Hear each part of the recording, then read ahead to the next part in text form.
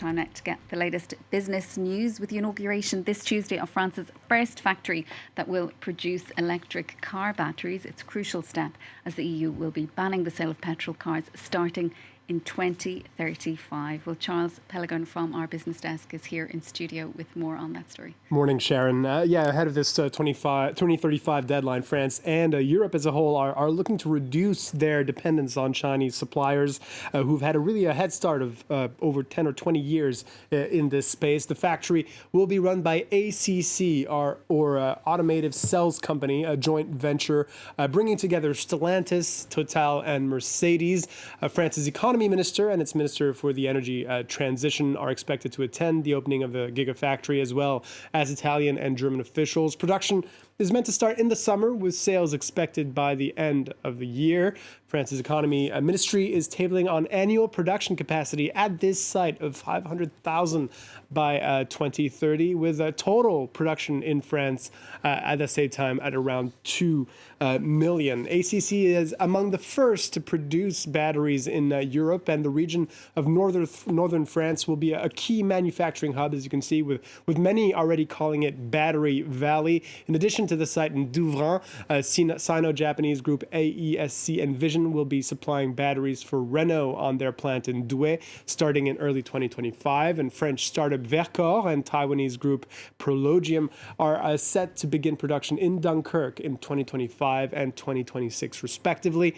The sector benefits from government support. Of the 7 billion euros of investment that ACC is spending, 1.2 billion comes from public funds, 845 million being French government aid.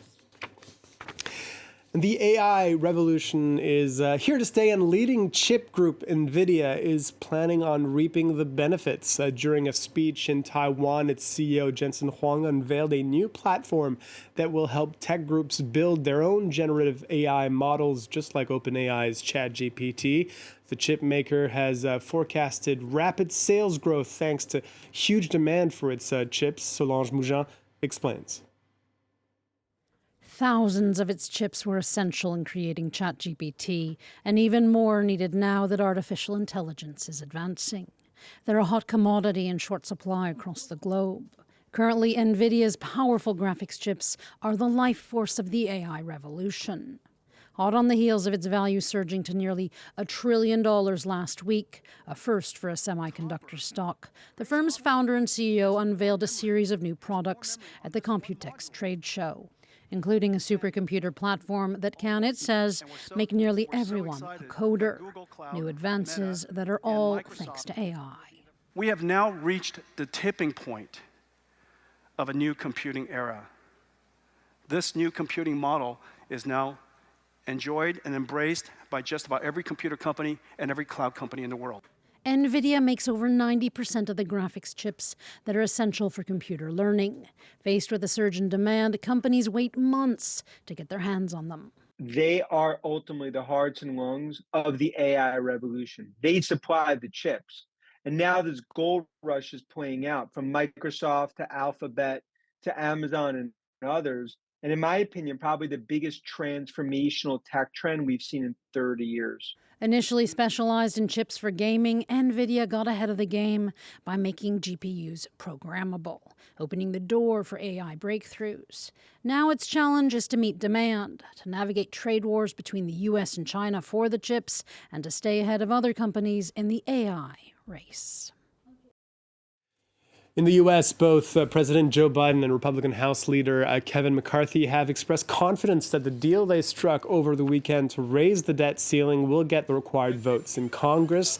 Both sides have secured the backing of key mainstream lawmakers, although some right-wing conservatives have already voiced their opposition. The first critical step will be a vote in the House on Wednesday, with a harsh deadline on June 5th, when the government says it'll have run out of funds to pay its bills.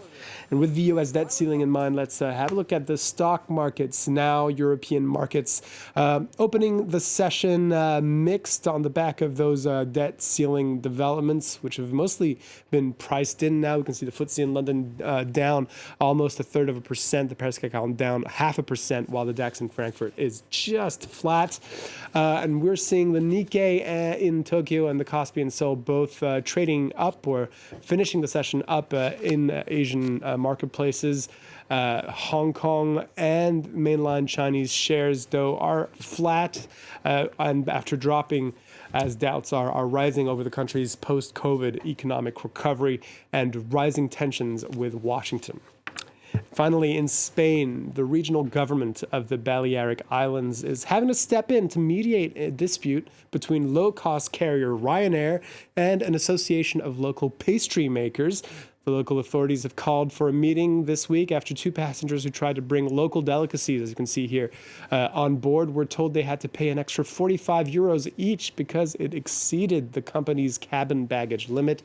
Pastries are called ensemidas and are typical of the region, and the passengers chose to leave them behind and not pay the fee. That was enough for the local tourism minister to call a meeting, quote, in order to defend local produce and avoid any kind of discrimination. Sharon, because with Ryanair, you can still buy those pastries at the local duty-free shop in the airport, but not any others. And also other airlines don't have such requirements or fees. Very strict requirements with Ryanair. That's right, Charles, in a turbulent time for Spanish pastries as a whole. Thank you so much for that. That's Charles Pellegrin joining us from our business desk here at France 24.